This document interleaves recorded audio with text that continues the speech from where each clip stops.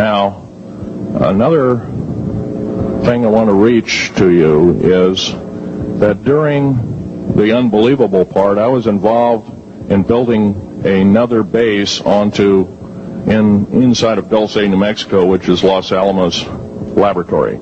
It's a biological laboratory. On the southwest part of the Archuleta Mesa, we built an underground facility, a better part of 3 cubic miles hollowed out underground. Then to the southwest of that, we were in the process of the early stages of building. We drilled 4 large tunnel-like holes. Some of them ran 2.5 miles under the surface. Number of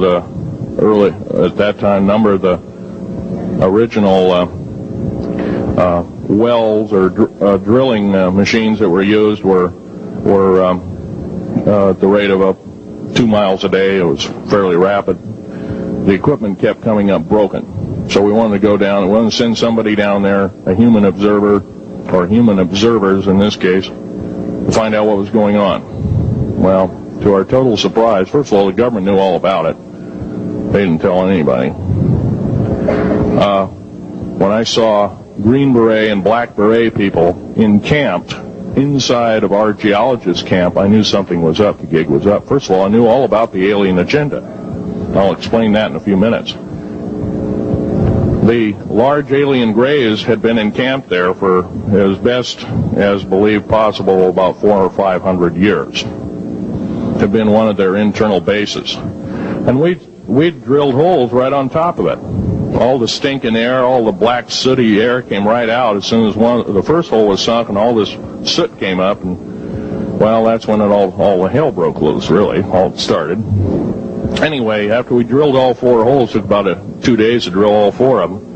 And when you build an underground base, you drill 4 basic holes, and then you build called stopes or cross-member holes across, and then you use blasting equipment, special blasting equipment by the analyzation of the rock formation, and you literally blast out or tunnel out or deflagrate or melt rock out to build the large rooms that are required for this underground base. Well, in this process, I was lowered down the basket of one of these holes, and about from me to this elderly woman here in the front was sitting a 7-foot-tall alien gray. The stench was worse than the worst garbage can you can imagine. The entity was absolutely horrible. I didn't waste any time. I reached for my pistol. At that time, as an engineer, I didn't have time to carry all the folderol of one of these big submachine guns that all the sea spray and the yellow fruit and all the outer perimeter and inner perimeter security people carried. I carried a little Walter PPK pistol with a 9-shot clip. This was in late August of 1979. Now, you got a regular suit of clothes, you got a regular clothes on, plus you're in almost like a spacesuit environment, and you're reaching for a gun. It's not the easiest thing to do, and then to pop a clip in it and start shooting. And I killed 2 of them. Yes, they're mortal, and they do die. However, in the process, one of them did this. All I remember is that he just kind of waved his hand in front of his chest, and the next thing I know, this blue beam hit me and just literally opened me up like a fish, and burnt my fingers right off of me. And it was some form of electrical force, because the kind of like being hit by a lightning bolt burned all my toenails off of me. Completely crispy crittered my left foot, burnt the shoe right off of me. All I remember is the smoking remains, and I'm still conscious, but in and out of, I didn't remember much. And there was a Green Beret that was right behind me that risked his life. In fact, he died. But he risked his life. He shoved me back in the basket and hit the button and took me up. And I wouldn't be alive talking to you today if it wasn't for him. I'm forever indebted. He lost his life. 66 Secret Service agents, Green Berets, Black Berets, crack troops lost their lives because the government, our United States government, lied did not tell us anything about the alien threat. There's a war underneath there, and I'm talking dead serious.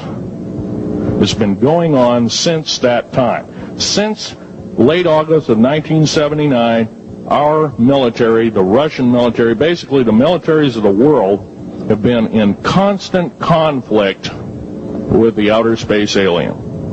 The small gray, the large gray, the reptilians, the whole thing. There are 11 distinct races of aliens.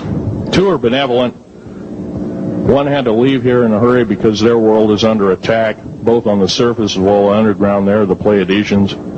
They're familiar, maybe some of you are familiar with that. Would some of you raise your hands who've heard of Billy Meyer and some of the, very good, about half the group. Well, Billy Meyer is one of these lucky people that they figured, well, he's kind of a simple type, we'll show him everything. Well, these are the benevolent aliens, and they've been here helping us. In fact, I have a picture, let me reach for it here.